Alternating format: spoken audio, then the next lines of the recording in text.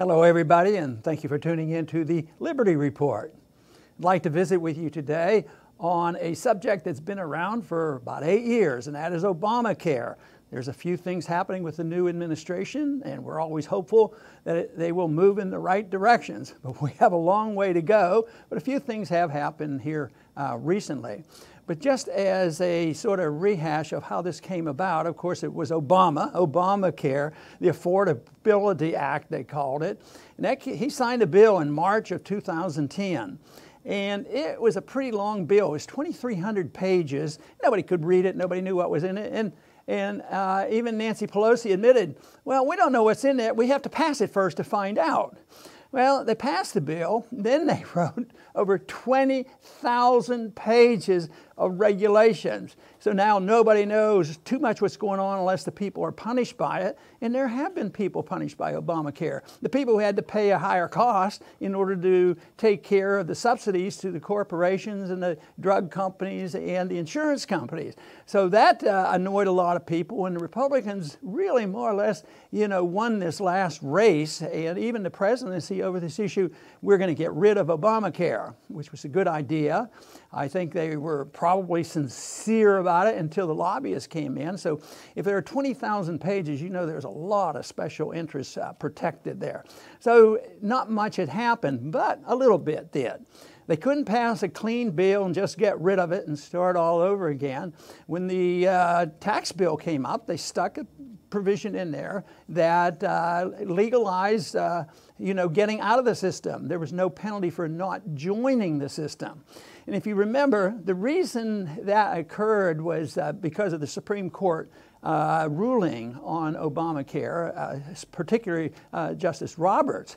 He cast a deciding vote that said, well, the way this is written, this bill is not legal because we're doing something, we're punishing people, fining people for not buying something we tell them to buy. And he says that's disobeying the Constitution. Oh, how horrible. So what he did is says, now, if we change the wording here or the understanding, we won't call it a penalty. We'll call it a tax, as if taxes weren't a penalty.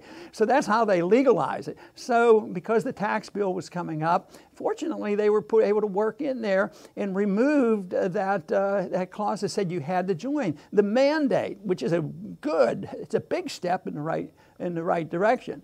One shortcoming of that is it doesn't go into effect for another year. Most people think it's already gone into effect, which is good, because they'll already start acting as if the law doesn't exist, and they won't join or they'll get out, and it'll just be chaos in the system by them postponing this. But it adds to the confusion. But 20,000 pages of regulation has added to a lot of confusion. It's said that Obama is a socialist and he wanted to socialize medicine. And even when this bill was up, for discussion, I was still in Congress, I said, no, he is not a socialist. I mean, he might be a socialist, but this bill is not socialistic. It's fascistic. It's corporatism, because they weren't going all the way and saying the government's going to take over total control. They still had the drug companies, and they still had the insurance companies, they had hospital management companies. They all had, something at stake here. But they went along with it because they thought they could get benefits, and they have. The drug companies got their subsidies, the insurance companies got theirs, and they got their customers, and they passed the penalties on to the young people who didn't need it, or to the elderly people who didn't need OB care.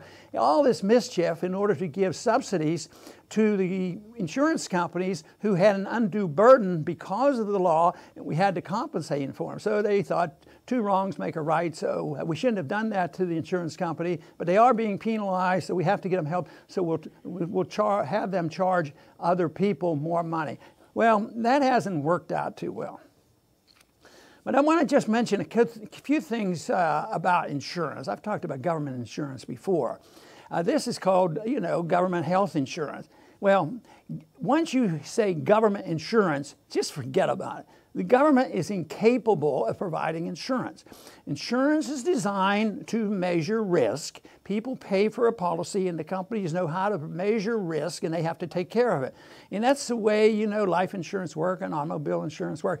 But this eliminates, once you get in government involved, forget it. It is just fake. So what else? What else has the government done on insurance?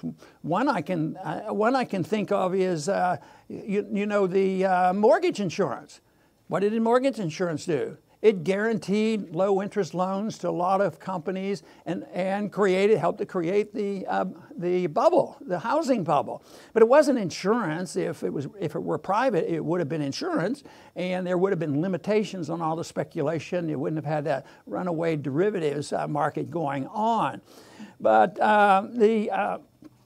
another example of government insurance is flood insurance, something that we're very much involved here in Texas.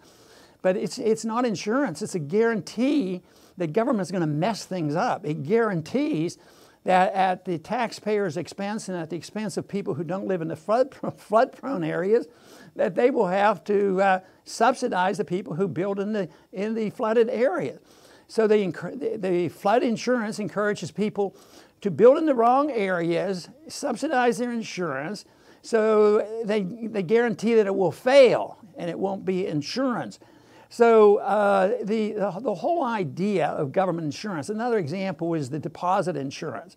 The deposit insurance is there to guarantee the banks that they have their deposits protected, and therefore people will take more risk. It's a moral hazard. People put money in the bank and believe it's very safe. When there's a banking crisis like in 2008 and 2009, Federal Reserve comes in and rescues them, even over and above what the FDIC guaranteed. So any time you have the government doing this, they make things much worse.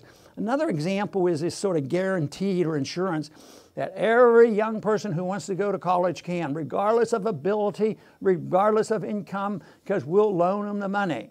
Well, that's a little messier because the banks have been involved and they've loaned over $1 trillion, and most of it has come up since this last crisis started. So this was doomed to fail. It's failing. The question is how quickly will it fail and allowed to be returned to the marketplace? Not very soon, because I think all we can do is hope for some improvement. And getting rid of the mandate, not forcing people to join, is very good. It would be nice if an individual wanted out of the system, they could totally deduct everything they spend on medical care from their income. That would go a long way with being in true competition with the government, and a lot of people would join in doing that. But there was another thing that happened last fall. Senator Rand Paul was involved with Trump when he announced an executive order to come in and change the regulations on how things were working badly, trying to fix some of those 20,000 regulations. Well, that got passed. He signed his executive order, and just last week he came up with some of the details, and some of them are very good. Some of them, one in particular that would help is allowing people to organize their own groups. Right now they're strictly regulated by the government who can be in a group to get the discounts. And this evidently helps insurance companies because they like this. But they're now making that where people can just organize and get together. For instance, if all the workers in restaurants could come together and apply for an insurance policy, you could get a nice discount. But they don't allow you to cross state lines, and you can't set up these new organizations.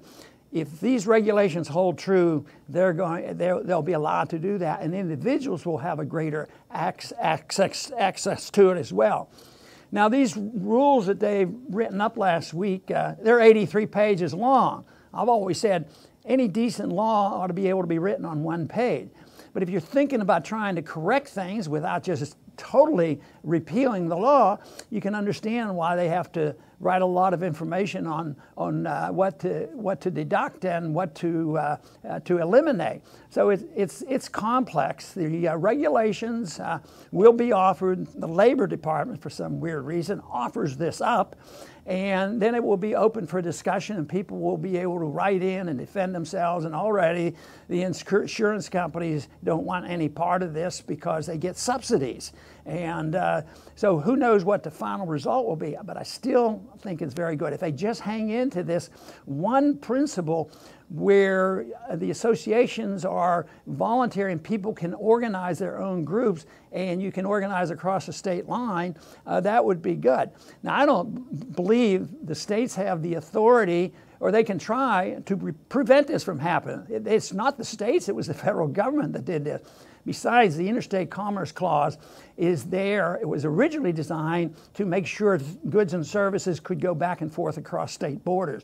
So it should be permitted that the insurance companies can do this and people can apply and form these organizations.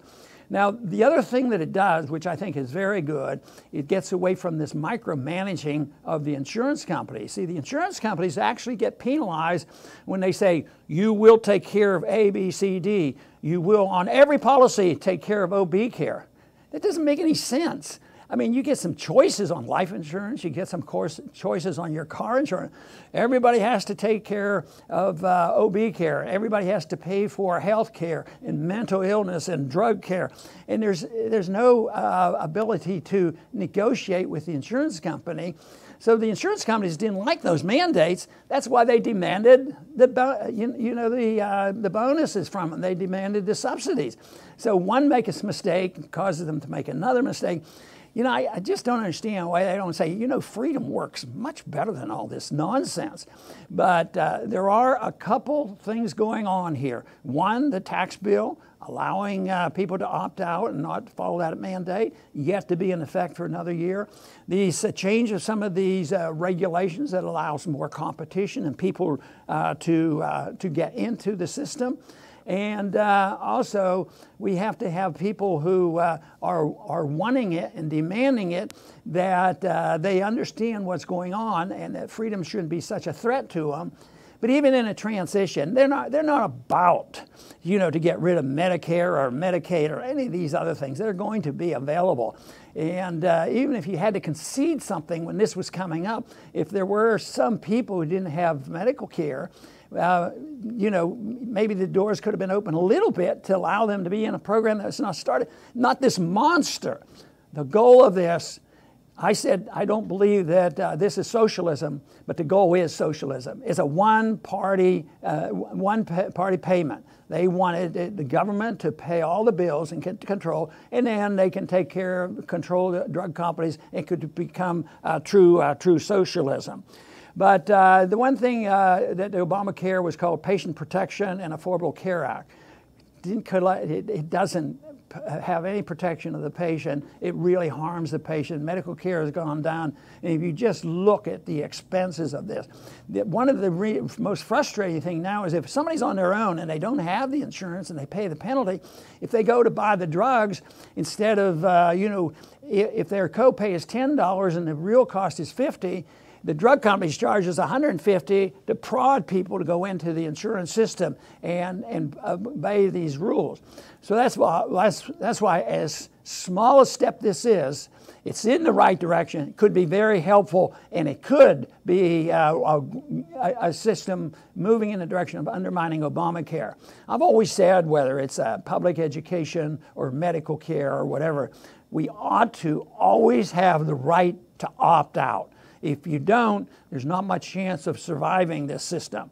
And right now, you know, in homeschooling, you can still do that, opt out. Private education, still opt out. Medical care, it was getting very difficult. But this is a step in the right direction where patients can opt out, and it's not a giant step, because when you think of 20,000 pages to repeal those, it's going to be difficult. But I think that right now, in the one area that our president has been a bit better than in other areas, in the areas of civil liberties and foreign policy, I have my question. But when it comes to over-regulations, he has been pretty good at this, and this is what it's dealing with. So I'm glad he wrote the executive order to nullify some of the other executive orders of Obama, and I'm glad that these changes, even if it took 83 pages, are moving in the right direction. So that's my little take on Obamacare. My fingers are crossed. I hope they're beneficial, but I would like to caution once again, be careful when the government offers you any deal, especially if they say, I want to give you government insurance. Well, that's a government guarantee that they're going to stick it to you, and it's going to stick it to somebody, not always the people who benefit, but somebody's going to pay for it. And the best thing to do is just get the government out of the insurance business totally and permanently. I want to thank everybody for tuning in today to the Liberty Report. Please come back soon.